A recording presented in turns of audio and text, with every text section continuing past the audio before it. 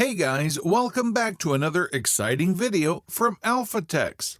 According to the authoritative submarine cable map website, there are currently 493 active or actively under construction subsea internet cables crisscrossing the globe. These range from the relatively modest 300 kilometers Azerbaijan to Turkmenistan wildly under the Black Sea to the absolute gargantuan 6,600-kilometer Maria cable linking Virginia Beach in the U.S. with Bilbao in northern Spain. Maria weighs the same as 24 blue whales. Apparently, the firms laying down the Serpentine Superhighway worldwide, there is now 1.5 kilometers of undersea data. Wires are cagey about how much it costs, but professional estimates indicate a typical transoceanic cable should set you back between $300 and $400 million, which seems like a lot because then not especially thick, typically around the girth of a garden hose, and that includes layers of protective thixotropic jelly around the all-important fiber optic core, plus multiple plastic sheets and copper wiring to power the thick, but even so on average, they can vary an awesome 100 gigabytes per second in data with newer and forthcoming cables able to transmit 400 gigabytes per second. So how does so much data fit down such slim channels? Part of the answer is an extremely sophisticated data wrangling technique known as dense wavelength division multiplexing. Put simply, dense wavelength division multiplexing lets data providers use more than one wavelength of light to convey information fiber optically. Instead, several wavelengths are employed simultaneously and stacked, creating astonishing data speeds. This happens at buzzing data center-like landing sites at either end of the cable. Are the cables just straightforward long wires? Not quite. Every 70 to 100 kilometers or so along the seabed cables are punctuated with so-called repeaters.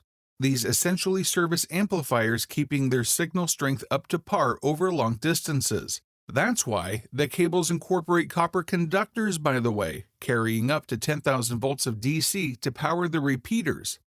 How are the cables laid? They're first coiled into vast cylindrical drums on specialized cable-laying ships. As much as a year's planning and charting will go into plotting the perfect transoceanic route. Bad locations for undersea cables include anywhere volcanic or anywhere especially earthquake or mudslide prone or anywhere heavily trolled by fishermen. The cable is sprawled out the back of the ship at a sedate pace of around 10 kilometers an hour.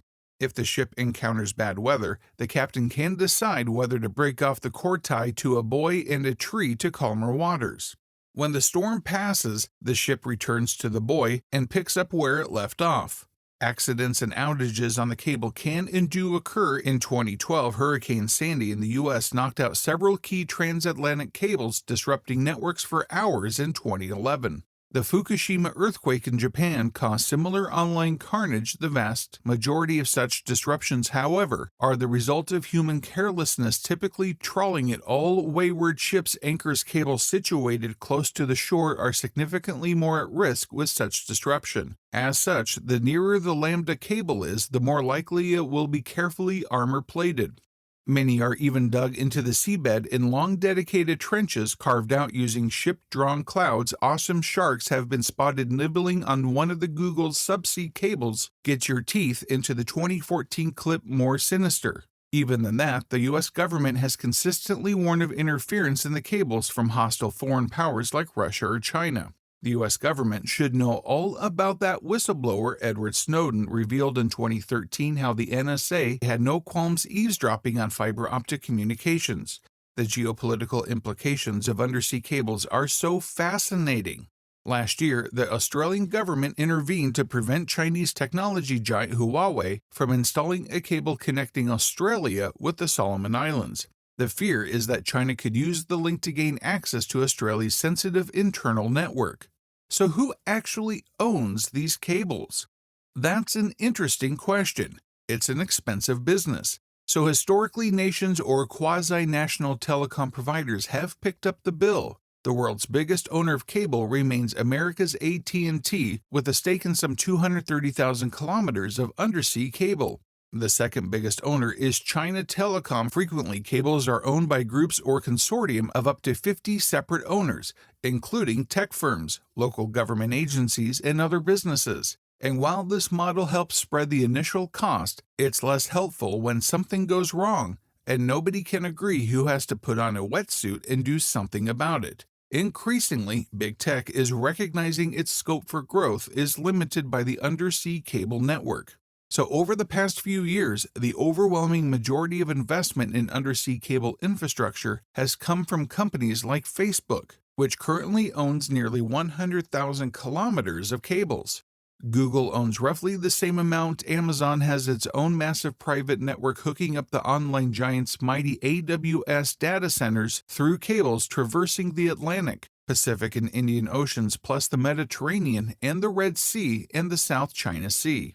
The tech giants like to frame these vast environmentally disruptive infrastructure projects are civilization-enhancing large yes on their part, but they're also shareholder companies, remember, who know perfectly well that increasing the number of human beings online is the only way they can continue to grow.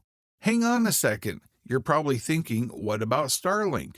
Isn't our old mate Elon about to make the internet wireless any day now? For now, cable is by far the cheapest and most efficient means of eating vast packets of data over incredibly long distances fast enough. Normally bullish, Musk says Starlink is only aimed at people who don't presently enjoy access to high-speed fiber, but who knows what will pan out in a decade or two. For now, the future is very much undersea cables only this summer. Google and Facebook announced a joint initiative to build an undersea cable named Apricot, will link up Singapore, Japan, Guam, the Philippines, Taiwan, and Indonesia by the year 2020.